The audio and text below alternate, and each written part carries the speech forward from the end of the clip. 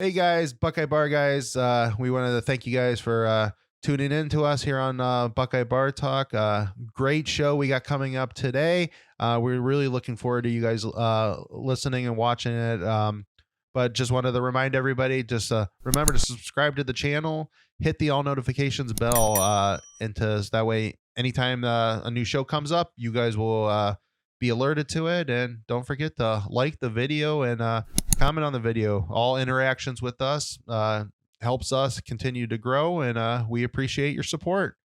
Now to the show. Welcome back, everybody, to Buckeye Bar Guys here on Buckeye Bar Talk. I'm Mike.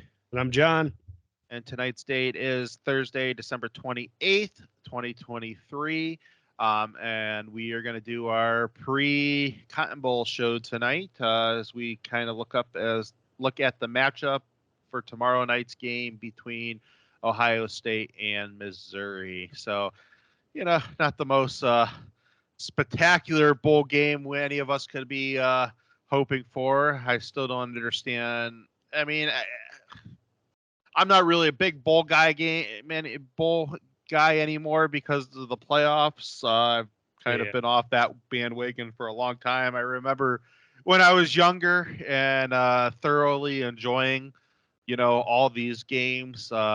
Maybe it's also because I'm a little older and, I work a lot now. You work a lot now. You got kids, and seems like we don't get the maybe enjoy bowl week as much as maybe as we once did. But for sure, because I used to watch all these games, but now it's just like all these meaningless bowl games. I mean, Rutgers is getting ready to beat Miami. I got that on front of me right now, but I've barely watched any of these this year. I've watched a little bit over the last couple of days as some of these games, some of the the teams get a little bit better game. We actually got some decent games on tonight. Yeah. So I believe we got Oklahoma versus Arizona tonight, and a couple NC State. Yeah, so we got a couple better games as the games are starting to get a little bit better. So I'm paying a little bit more attention. But it is what it is. I mean, I feel like Ohio State should have been matched up against Oregon. I don't understand why that didn't happen. I thought Missouri Liberty would have been a fine bowl game. Yeah. And, whether it was Missouri Liberty in the Cotton Bowl and us in Oregon in the Fiesta Bowl or vice versa, I don't think it mattered. I just felt like that, Georgia got matched up with Florida State. Penn State got matched up with Ole Miss. And they had a shot there to have, a really good brand name game, a third brand name game between Oregon and, Ohio State. I mean, obviously this game could very easily, end up being a very good game like the Utah game ended up being a couple years ago. Who knows? It just, I hopefully we don't start as flat as we did in that game. I'm hoping that the players are maybe more intrigued about this game than maybe I think a lot of the fan base is. So. Yeah, I would hope so. I mean, just the way that they went out, just pull it together, have one final, one good last showing. I would hope that this doesn't look like the beginning of the Utah game. I mean, we definitely are not a mess defensively going into this game, so you would think it would be a little bit better. But I mean, we'll see. Like you said, not the most intriguing matchup. I can't imagine Ohio State ticket sales were anything special going into this game, but I could be wrong on that. I haven't looked at official numbers. Yeah. I thought that maybe, I don't know. I'm trying to read in between the lines what Eric Emick said the other day, because somebody asked him that, and he's like, I think he said like, well, we got 12,000 tickets, and he kind of like, we got 12,000 tickets. Like it made it kind of seem like maybe they sold all their tickets through all the tickets. So I guess that's a good thing. But like he didn't say we still have, because they returned a bunch of tickets for the Rose Bowl game a couple years ago against Utah, and I haven't seen any of that. So I'm like, Dallas is a different city. It's obviously it's easier to get to than. It's quicker to get to than Pasadena. I mean, obviously, flying to LA is just as easy as flying to Dallas for pretty Right. much anywhere in the country. But I would say probably for for people coming out of the Midwest, it's a much quicker flight. Plus, there's already a big Ohio State alumni base in the Dallas Fort Worth area, so I'm hoping that that helps out some. So I mean, we'll obviously see how that goes and stuff like that. Sure. Um, all right, so let's get started looking into the game. So we'll start off on kind of like just our defense, kind of going into this game. We don't got a lot still of ideas necessarily outside of what we already had of who's playing and who's not playing, but it feels like most of the guys are actually going to play in this game, and that could be a good indication that a lot of guys are possibly planning on coming back. But we'll obviously see in the next couple weeks how that goes out. But it seems like that Mike Hall's been practicing from some of the things that we've heard from the beat reporters down there. Eichenberg, obviously, it seems like he's not going to play, but that's more due to the injury than it is that he's just skipping the game. He's still banged up. Sounds like Burke has been out there in practice, so it seems like he's playing, which I think he already said he was. But if I remember correctly, he did say he was. But that furthers to confirm that. It just definitely seems like he's playing. So it seems like it's going to be basically, you're for the most part at the starting defense, and and that's a good thing because the defense was very much improved this year. I think Missouri's got a pretty good offense. I think their receivers wise can do a couple things. I know their slot receiver is pretty good. Luther Burden. I know that Missouri's coach, they had the double press conference today. He talked a lot about Jordan Hancock from what I saw. So obviously they took notice of that. They are really impressed with Hancock. So I think that's going to be a really good battle to watch between those two. So yeah, I'm intrigued. I think this is going to be a pretty good running game. I mean, Missouri's running back is, got average, he got 1,400 yards this year. The SEC is obviously, might have been a little down this year, but they're pretty well known for, defenses and stuff. So that's pretty good for, that conference. He's averaging 6 yards a carry. So, I mean, that's very good for, the level of competition that normally they play. So I think there's a lot of things offensively that Missouri probably could do that might be able to, challenge Ohio State's defense a little bit. I'm not going to pretend like I've seen Missouri a whole bunch this year. I mean, we've had them on TVs, as games were on. I mean, they played some, decent games down the stretch. I mean, I know we had them on for the Georgia game and different stuff. So I've seen them in passing, but I'm not going to say that I sat there and, thoroughly watched one of their games. A lot of times they were on same time Ohio State was on. So, you would see them in passing on different things, but not necessarily studying them per se. Yeah. No, I feel the same way. So let's just say Jordan Hancock's going to be a big deal. I mean, seeing how our defensive line does against their offensive line. Yes. You got to win your individual matchups. This is a strong running back, man. You can't let him just grind out clock on you and get within the red zone. And then, small receivers can take over the day, and do quick shifty stuff. So I'm looking, I mean, it's an interesting matchup for sure. I think Ohio State's head's in the right place. I don't think they're coming into this like, oh, we don't care, we didn't make the playoff. But at the same point, like Missouri is a good team, so they better be taking them seriously. And I think they are. I mean, no one's like really opting out from the defense, like we said, that we know of. Sounds like Tommy may be limited, may not play. Of course, Lathan isn't making it back. We already knew that. So it's probably just going to be the same crew we rolled up against Michigan with.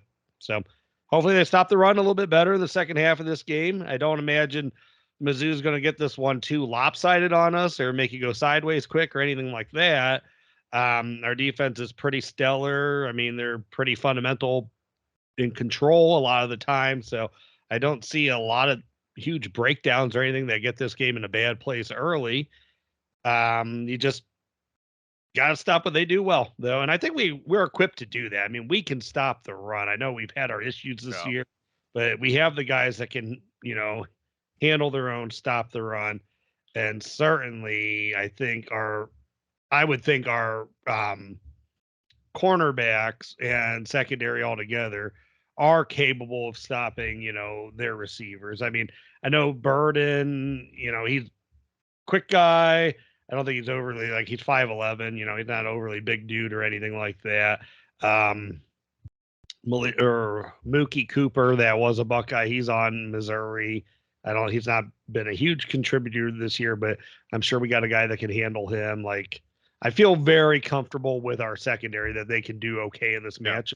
But I know Missouri does have some strength at receivers, and this is going to be, no knock or disrespect to Big Ten or anyone we played this year. This is going to be the best group of receivers we've seen. Yeah, for sure.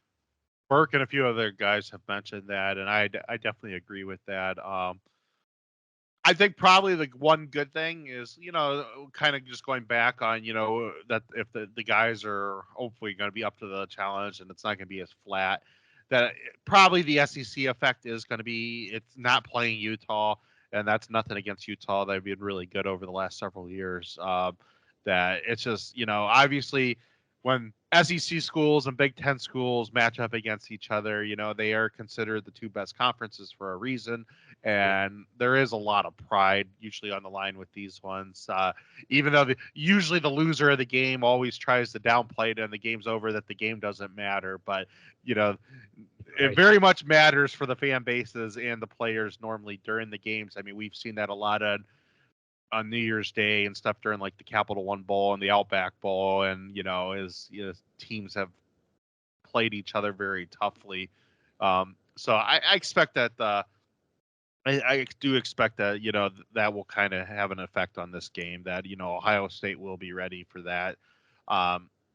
Obviously echoing a lot what you thought defensively is that I just think that that they are going to get challenged in spots, but I do think that they're very equipped for playing Missouri. I think that I do agree that this is the best receiving core we've probably played all year, but we definitely have the secondary that can match up with them. I don't think they played Alabama this year. I know they played Georgia, so this could be arguably the best secondary that they've played all year. I think that us and Alabama are probably more comparable secondary wise. I think we probably have a better secondary than Georgia this year. But I think they lost to LSU. Okay, and I've seen LSU normally has a good secondary, but I think on paper that ours is probably as good. Better. Missouri was kicking the crap out of them, and then they let LSU come back and beat them. LSU won 49-39. I remember that one. That was. I actually remember that one too. We did have that one on. They were smoking LSU, and then they just gave up. Yeah. So I think Ohio State's going to be fine on that aspect. So we'll see how that goes. So we'll move on to. No one's exposed our secondary all year, and I know we haven't played world beaters or anything like that as receivers, but no, I feel comfortable. Yeah, I definitely feel comfortable there. I actually, I think probably the most interesting thing is going to be in the running game. I don't know how much I do I just looking at the stats of that running back. Obviously, I think that's probably where Ohio State's biggest weakness is, and if Tommy's not playing, that's probably even a bigger weakness.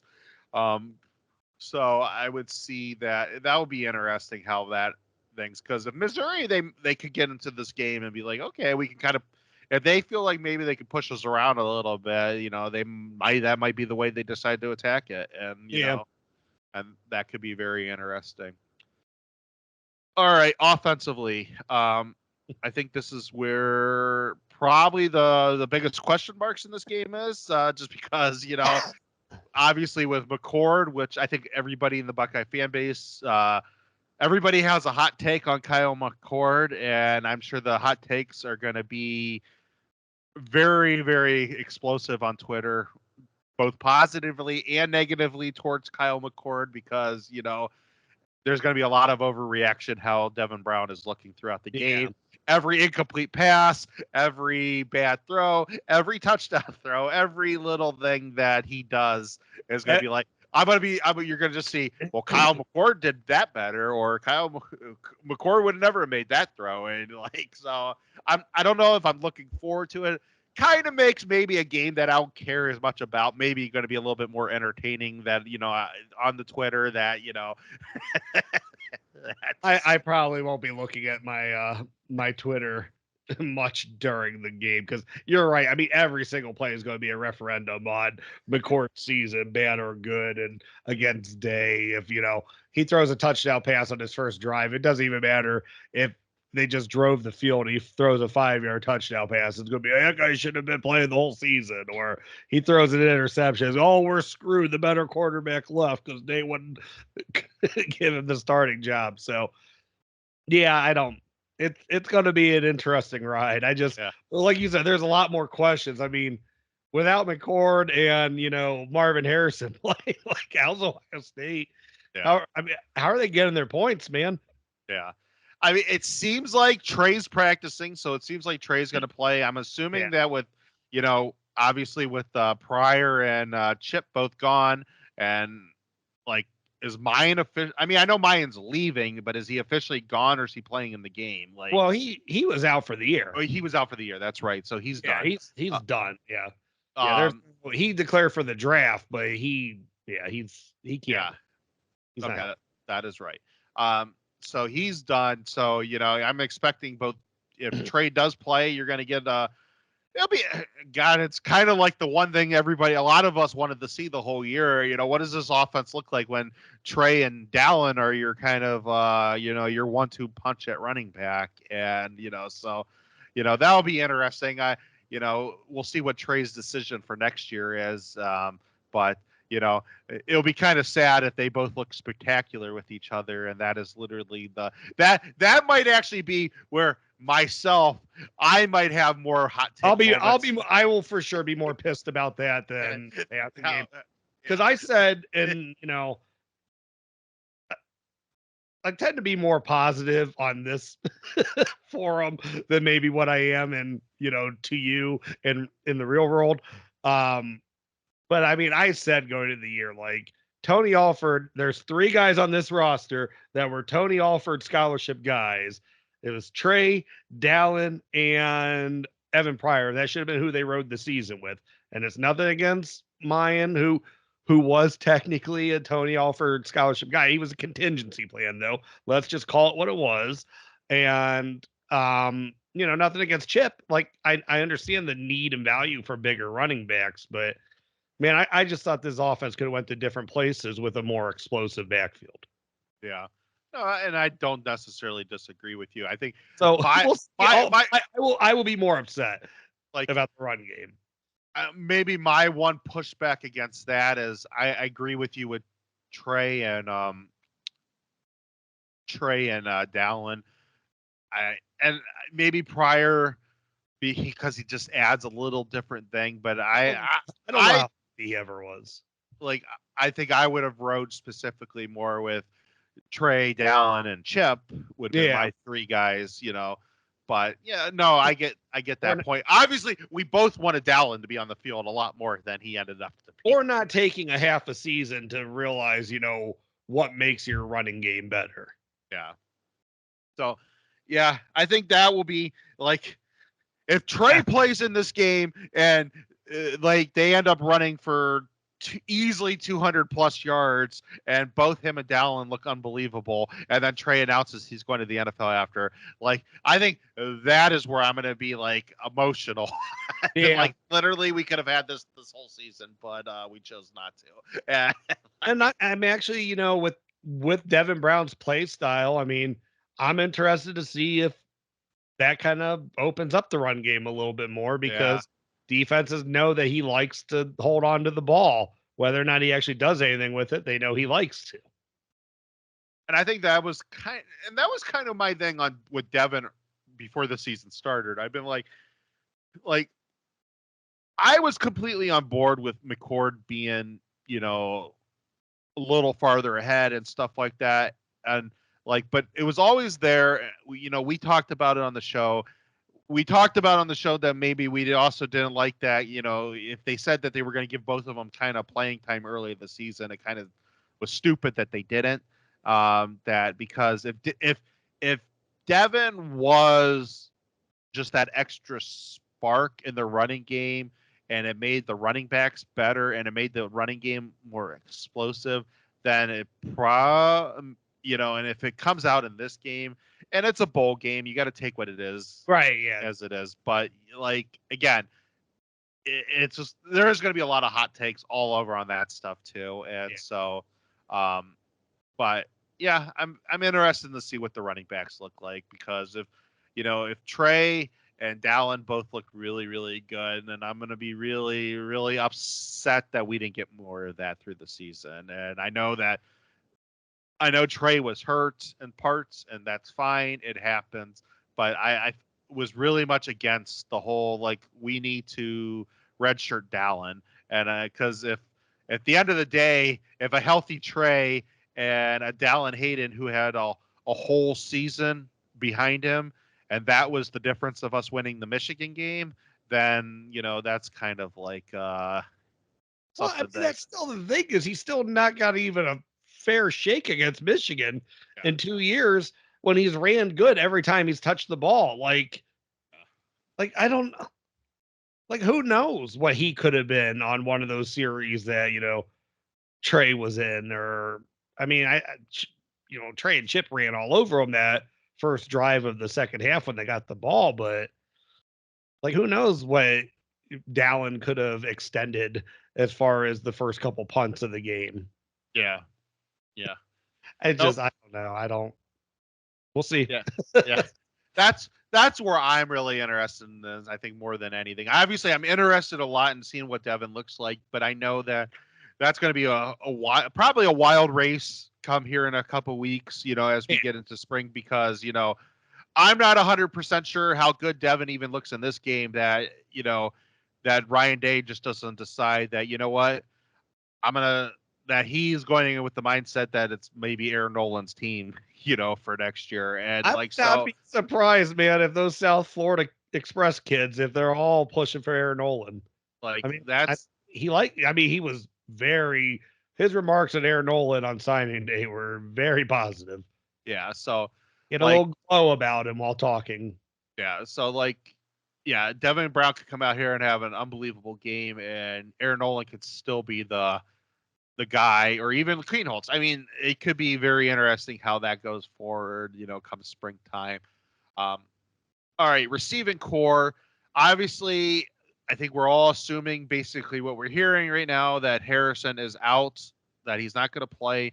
I don't think he's announced it yet, but he's not practicing. So, or he's, been just out there and just his, and no pads and anything like that, and not really practicing. So, I mean, it's safe to assume that he's opting out of the game, I would think. Maybe they let him, if he says, "Hey, coach, I want to play a series. Can I go play the opening series?" Maybe they let him go out there. I just think, I think probably, and, Ohio State fans will remember this very well. Everything gets looked at different in these type of games now that don't matter, that they're not playoffs, because of the whole Jalen Smith injury back in 2015. And, he lost a boatload of money because he got hurt, and really hurt his NFL career, because it was a very devastating injury. And, I would have to imagine that has to be in every guy's head's been going forward, and it has to be no different than Marvin Harrison's head, because I don't see how he is not the first receiver off the board come NFL draft. And I mean, I just personally, I wouldn't risk it. And, it's nothing, I love when these kids show heart and they want to play in these games and stuff like that. But, you go to schools like Ohio State because your eye is to go to the next level. And at this point, when you're not playing for a national title or a chance to go to a national title, there's no point in risking your future over that. And No. I'm sure some old school Buckeye fans they're gonna have their shit to say about him. Don't like hearing stuff like that, but I mean, it is reality. If those guys had kids in that same position, that would also be in the back of their head, being like, "Yeah, I don't think you should be ruining your future, to possibly play in a bowl game that doesn't mean anything." Yeah, so. I mean, don't even risk that. No, I'm sure Marv would play. I mean, I'm interested though because like the way Cade Stover sounded during his press conference, that he'd get a couple of the snaps, probably not all of them though. I mean, it sounded like Jelani Thurman would get some more run in this game, which he's another one I'm very excited to see. If Keen Holtz can get some snaps, fine, but if it's all Devin's game, that's cool too. I would love to see a lot of Ennis in this game. Yeah, a lot of Tate. Yeah. I want to see these. I do want to see these. Like, if they come out and they lose this game, but like Devin Brown looks good and Tate and Ennis and Thurman look good, and it's a different type of game, and Hayden's looking good, and then like it kind of gives you at least, okay, maybe this team could do something next year, and like this could be it's Ohio State. You're always expecting them to be a threat and stuff like that, but like if you see some of the young guys and they even in a loss against Missouri, if they look really, really good, and it's like, okay, we're looking forward to next year, and we have a very favorable schedule next year, and so it's like but it kind of if they end up losing and you don't see any of these young guys, then it's like you don't know what they could do and not do. It's like, well, okay, yeah, I saw Abuka, and yeah, he might come back, and but he might not come back. Who knows? Right. And like Cade Stover played a whole game. He looked fine, but yeah, like this didn't mean anything. I would have loved to see Jelani Thurman catch a touchdown. Yeah, and I think that was the one thing that was you watched the Rose Bowl a couple years ago that really made that Rose Bowl fun. That it was even more than what JSN looked like. Is like Marv balled out in that game, and like 3 touchdowns. Yeah, like and they looked really good as a team, and like okay, every one of these receivers are coming back next year, and that's cool, and and Stroud's looking good, and he's gonna have a whole year under his belt now, and so it's just stuff that So in a game that doesn't mean anything, I want to see these young receivers because that gives you something to look forward to for next year. Yeah, I agree with that. I mean, as far as the team goes, just like that's one thing I do want to see young guys play.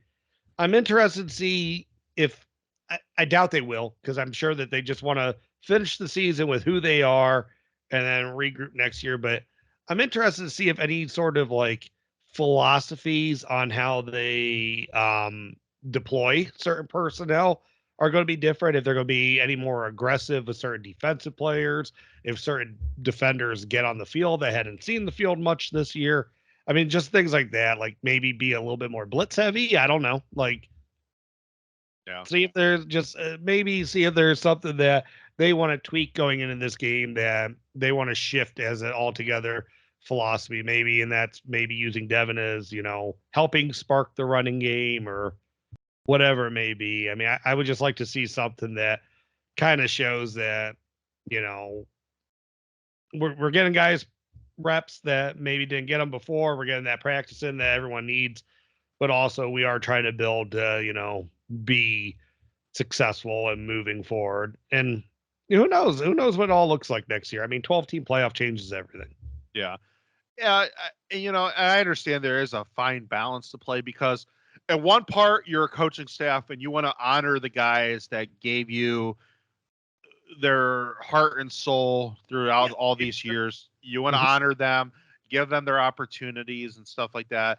But you also want to be like, what can Carnell Tate do with more being out there more, and Brandon Ennis and Jelani Thurman, and what could CJ Hicks, maybe let's play him a significant portion in this game.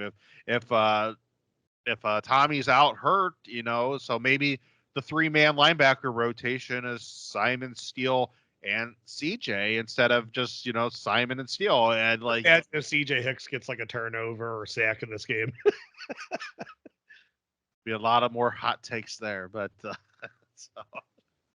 No, and that might be and that would probably be somewhere where I pipe in on some of those hot takes, and because that is some of the stuff that has frustrated me. That we can't find rotation, like I get it that we want to be a little bit more limited on the back 7 rotations than you are on the defensive line rotation, but there's nowhere we could have played this guy over. Or like JT sits and like Caden Curry or Kenyatta Jackson just blows up and has like 2 sacks. Yeah, there's gonna be some stuff. I mean, I have no issue. I understand people say JT like he only had 3 good games in his career, but he was a very solid player his entire career. Did he blew up for the Penn State games and he had a great end to Notre Dame, but he did a lot more than that. That was just like what stood out. The thing about JT, and this is nothing against him, it's just he's a very multiple type guy that can do a lot of different things. And he's not necessarily Nick Bosa or Chase Young. And I think if they would have had, and I'm not saying that Kenyatta Jackson is Nick Bosa or Chase Young, but he brings a different skill set to JT that if you put that on the other side of JT, that that is somebody who can actually go get the quarterback, and and maybe JT, who's just very good in a lot of different things, maybe a stupid quarterback that's getting ready to get crushed by Kenyatta Jackson just throws a stupid screen pass that JT ends up taking to the house because he's there and he sees it and he's waiting for it, and so I just I want to see all these different guys just playing in this game. Again, in a game like this, if I'm going to sit down and watch this game tomorrow, and it's not a game that it means nothing. The season is over. At the end of the day, win or lose for Ohio State, they don't get to go win a national title. So I want to have optimism going into next season. Yes, I want to honor some of the guys that have been on the team over the last couple of years, and I think there's a lot of great opportunities in the first half for them to play. But as the game goes on, I want to see more of these other kids start getting shots in this game, and let's see what they can do. And I don't care if it's 7-7 going into halftime. That doesn't we don't have to coach this game like this is a game that we can actually coach this game I want to win it, but hey, it's kind of like an NFL preseason. Well, my guys did really well, but let's see what Tate can do. Let's see what Ennis can do, and let's see what some of these other guys can do. And that's how I want to see this game get played. Yeah, no, I agree with you on that. I just hope for a win, of course, but I want to have fun with it and just see things to be excited for next year. Yeah. All right, so we're gonna do something a little differently. We're gonna go through we're gonna do the New Year's Six, our predictions against the spread, and then we will pick. Obviously, we don't have a national championship game, but we will pick who we each think is going to win the national title. But we're going to go in order with the games. We just spent all this time talking about Ohio State. We won't do the Ohio State score at the end of the show after we do the national title pick. So let's just go in order. So, Ohio State, Missouri, we'll start with, what's the spread in this game? Ohio State's back up to being the favorite. They are 3.5 point favorites in this. Geez, I just don't know what it looks like, man. I don't know. I'm going to say something. Give me 31-20 Ohio State. I mean, I really don't know. I don't have a good feel for this because you still don't know if there's opt-outs or not. But, oh, wow, I'm seeing on ESPN it says tickets as low as $53 for this game. Yeah, I mean, I don't got a good feel for it, though. I don't know. So I don't know how Ohio State's getting 31, but maybe Devin Brown's the spark that the offense needed all year because he holds the ball. Who knows? Maybe that's just maybe Ryan Day needs that extra element for his offense really to get going. I'm not sure, but give me 31-20. Ohio State covers. Okay, hold on. Not fast. All right, so yeah, 3.5. I'm gonna go with a little higher scoring because I think these games tend to be a little bit more higher scoring normally. I'm gonna say 38-31 Ohio State. So Buckeyes cover, they win. But like I said, it's usually in these games that you can kind of throw defense out the window a lot of times in these playoff games, bowl games, because it's just ends up becoming a score fest. And I think it'll probably be a lot very similar to that, even with them having both decent defenses. But it is what it is. But no, I think Ohio State um, wins by a touchdown. They're at 38-31. Okay. All right, Penn State. They are a 4.5 favorite, 4.5 point favorite against Ole Miss in the Chick-fil-A Peach Bowl. So what do you think? I don't see where Penn State scores enough that they're going to win any game by 4.5 points against someone equally matched up to them. I mean, I think Ole Miss is a pretty good team. So, um, give me Ole Miss winning the no. Give me Ole Miss winning this outright. I'm going to say 24-21, and that even sounds like a crazy number for Penn State to score to me, but that's what I'm going. I really like Penn State's defense. I'm in one of these things where I just don't think defense matters as much in these types of games. But I have not seen enough from Penn State's offense all year to think that I think Ole Miss is just a better offensive team and they have a good enough defense that I just don't see where Penn State's able to really move the ball on them that well. I like your 24. I'm going to go with that too, but I think it's going to be like 24-14 Ole Miss. So maybe Penn State can get the running game going. They really have not been able to get that going all year in any consistent fashion. And I think if they maybe could get the running game going, then maybe that helps Aller out a little bit. But I know Yursich is not there. I don't know what the whole game plan offensively is going to be. Let Aller throw the ball down the field some. I mean, Yeah, you have. I think that let him see what he can get at big arm wise and challenging teams. Seems like that's where Fleming's going. Not that it's related to this or not, but that might be interesting for him next year. Yeah. All right. On Saturday, also on Saturday, will be the Orange Bowl. So we got number 6 Georgia, number 5 Florida State. Georgia is a 20-point favorite. That's a shame. Yeah.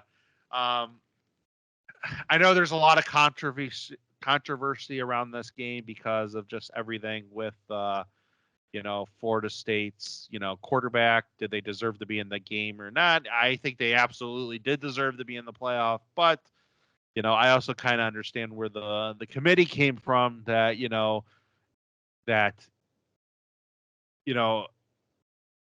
Cardell Jones played Ohio State into the playoff in 2014 because they kicked Wisconsin's ass. I mean, there's no other simple way to do it. And maybe if they would have blown the hell out of Louisville, beat them by 40 or whatever, 30. Yeah, but didn't they have to take the ball out of Brock Glenn's hands to even hold on to that game? Like, weren't they doing Wildcat stuff for a lot of the second half? Like, there's just a lot of differences in that game. Now, I don't think Florida State's going to lose this game by 20. I do think that they're going to be motivated. Got a lot of opt-outs, man. Oh, yeah, maybe. I don't know. I know Georgia has a decent amount of transfers, though. So, I mean, it might balance it out a little bit. I do think Georgia's going to win this game comfortably. I just don't know if it's going to be by a full 20. I do think there's probably enough pride in Florida State that they have a good enough roster that this could be a competitive game. But I'm thinking it's probably going to be like a 42-28 point win for Georgia, 48 or 42-24, maybe somewhere in there. So maybe close to 20, but I still think that it's Georgia will comfortably win. I just don't know if they'll win by that much. I think they're going to cover it. I got to win like 31-7. We'll see. I mean, there's so many opt-outs. I mean, Keon Coleman's not playing. I don't know who the quarterbacks are going to get it to. I don't know if the running back's playing. I know their best defensive end. What was his verse? He's sitting out. Like, I just don't know. It can get ugly quickly in that game. Yeah. Okay. In my opinion, the bowl game that nobody gives a crap about out of these games, because, and nothing against Liberty, but Liberty, Oregon. So Oregon is a 17-point favorite. I absolutely know nothing about Liberty to say that this is going to be a good game, a bad game, or anything, but I don't know what I'm going to say the score was going to be, 45-14, but I do think Oregon's probably going to cover. Like Liberty is going to have to prove it to me that, they have the horses to be able to, stop this team.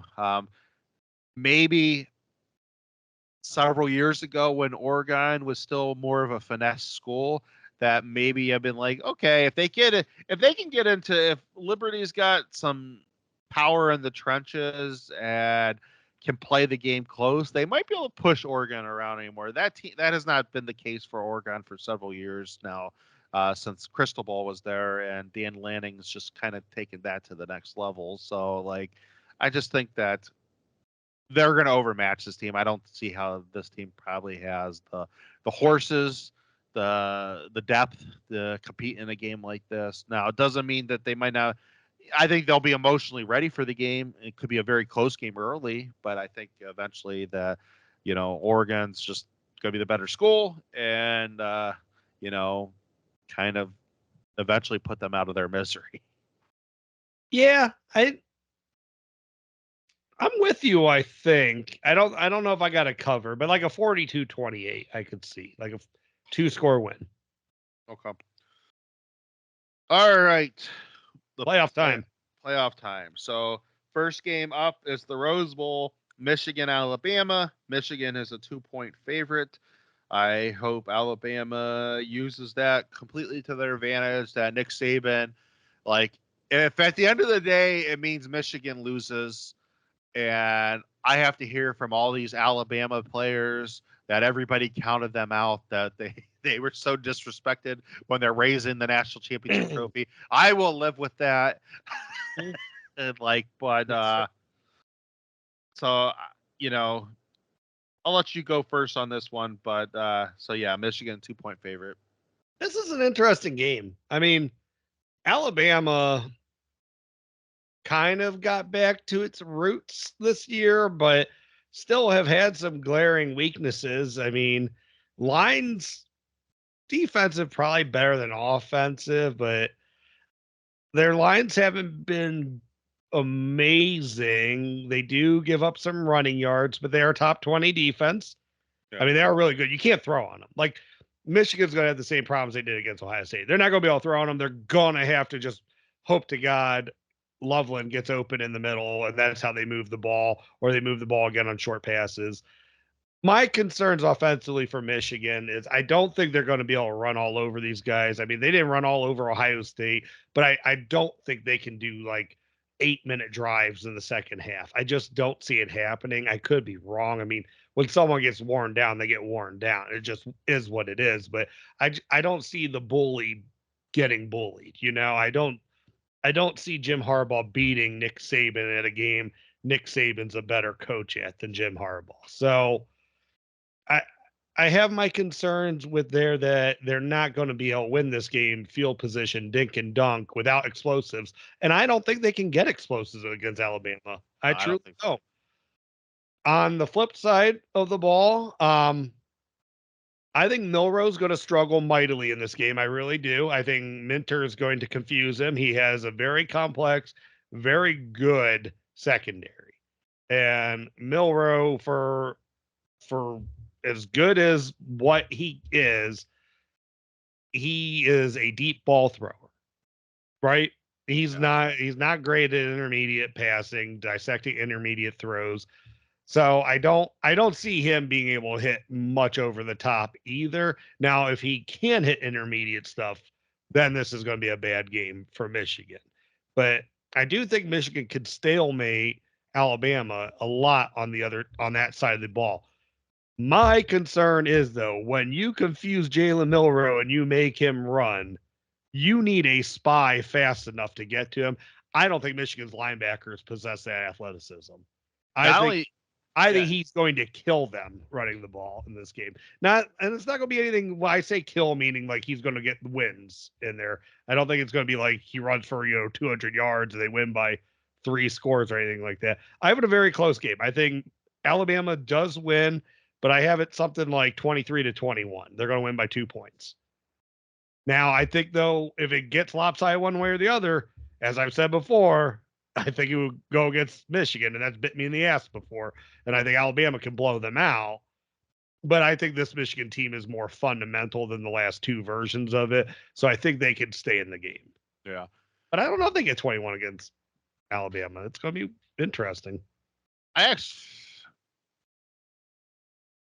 going off of Milroe. So yeah, I do agree with you with Mentor how he's gonna really challenge Milroe's ability to throw it deep. My problem with that, and it's kind of going off what you say, is we have not seen Michigan this year at all what they would look like against a running quarterback. So I can't say like in years past I've seen them play running quarterbacks, and it might be a less of a team, but I've been like, yeah, Indiana with Penix, they killed them. So like, Penix hurt them. So when they get against a better team that is running quarterback, they're screwed. So I can't come into this game and say that.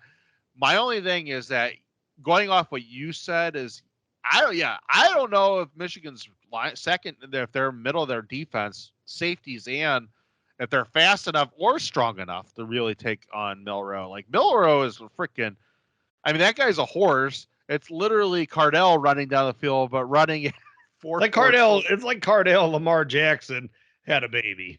Yeah, it's like that's just a freak. Like when it comes to stuff like that, and like, so I don't know how easily that's going to be to deal with at all, and that's going to put Michigan in a lot of interesting situations. And I don't know even if he keeps his eyes downfield, just extending plays. I mean, their secondary. I mean, little Tua had some success against them. I'm not going to say he had a ton or anything like that, but Maryland played him tough at parts of that game, and I just don't know. I mean, it doesn't necessarily mean Milroe needs to be taken off every single time if he just breaks the pocket and keeps his eyes downfield. I mean, the guy has the arm to make any downfield throw. If you lose sight of the receiver you're on, if he buys time for those scramble drills, I don't know.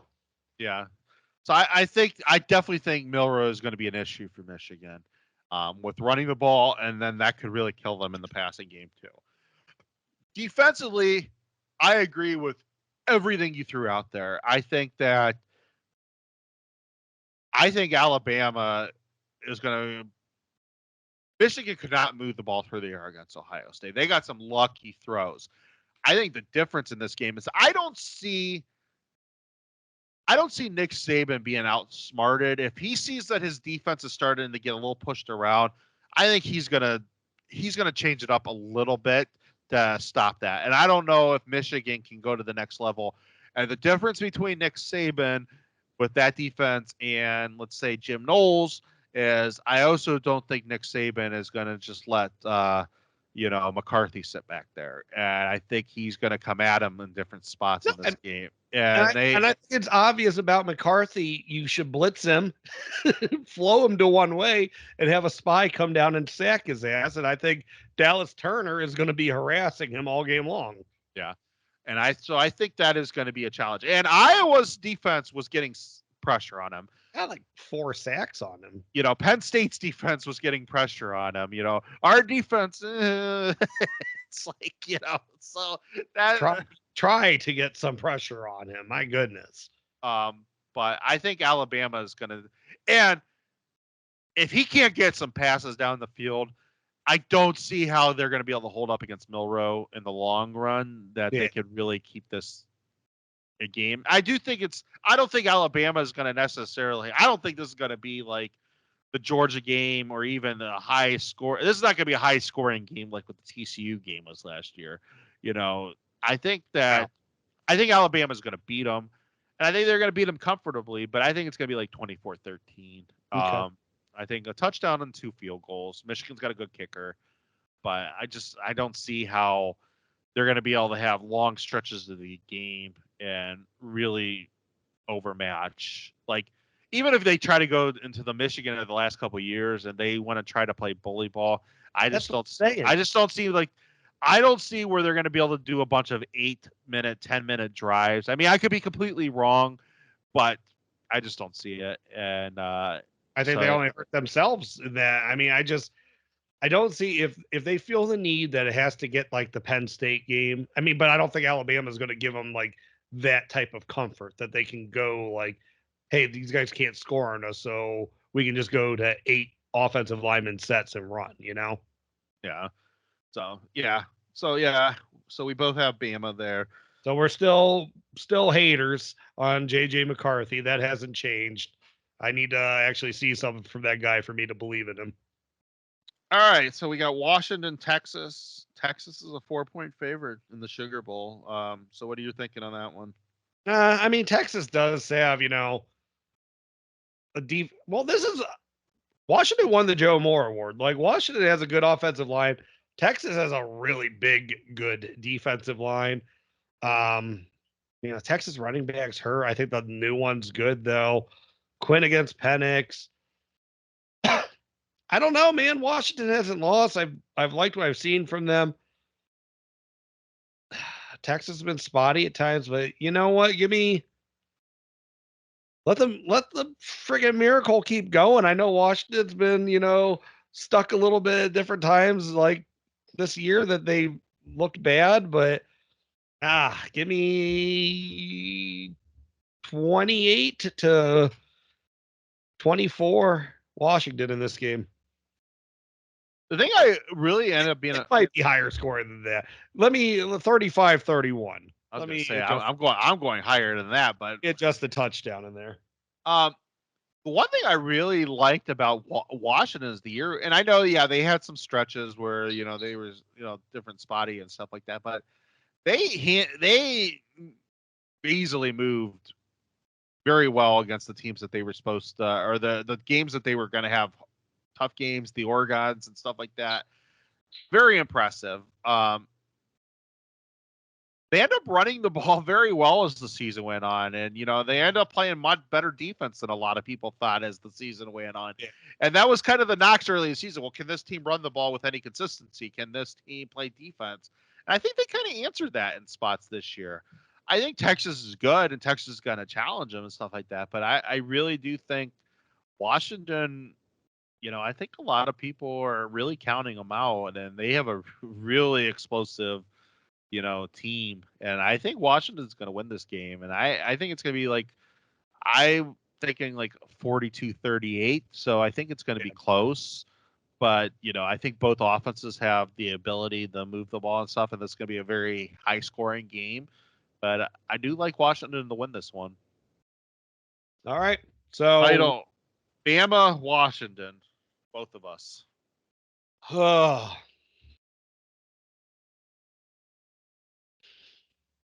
42-20 Alabama.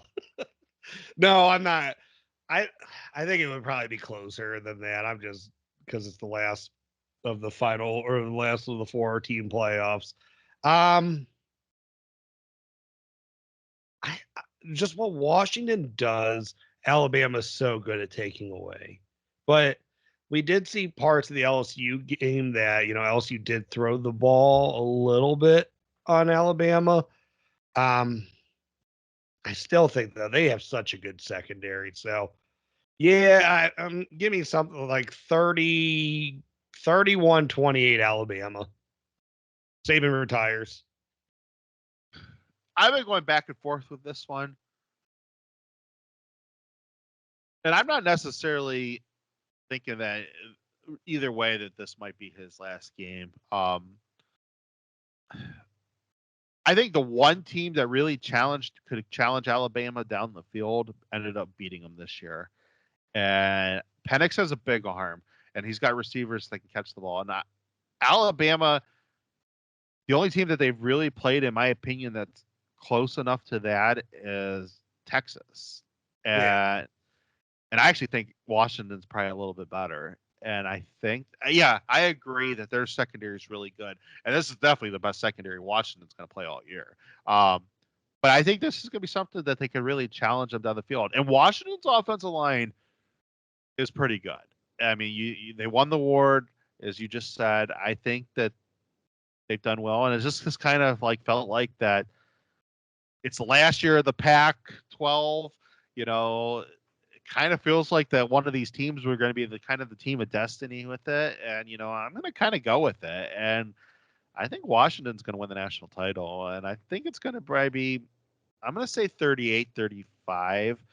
Okay. So I think it'll be a close game, but I think that, I've really been impressed with Michael Penix this year, and I don't care what people say about stats and all that thing. I think he got robbed in the Heisman. I think if Michael Penix Jr. was playing at Ohio State this year and went 13-0, that kid won the Heisman this year. I don't care what Jaden Daniels did or like Michigan. It doesn't matter. If he would have played in one of the premier East Coast teams, Notre Dame, whatever, like the only team out there that gets buzzed for whatever reason is USC. Like, we get it. Like, obviously he would have won. He would have won it at USC. Like, I just think that it's just any of those other schools, they just get ignored because nobody watches them. And that I think that he deserved to win the Heisman, and I think he's going to win the national title. So, and that's what I'm going to go with. I really do think that. Going to have himself a Vince Young moment, huh? Yep, I think so. Yep, I'm going with Washington to win the national title. All right. So recap: we both have Buckeyes as winners, and both have Michigan as losers. Michigan as losers, and I got Bama as the national champs. Mike has Washington, playing each other, of course. So, yep. All right, you ready to get out? Yep. Let's call it a night. All right. Well, thank you everyone for stopping in tonight to the Buckeye Bar. I'm John, and I'm Mike. OH. IO. Go Buckeyes. Happy New Year. Go Buckeyes. Thank you for tuning in to this week's Buckeye Bar Guys on Buckeye Bar Talk. Don't forget to subscribe to the channel, hit that all notifications bell so you see when new content is added, and please remember to like and share so we can grow our audience. Don't be afraid to comment. We want to know what you're thinking, and we want to know what content to add for you guys. OH. IO.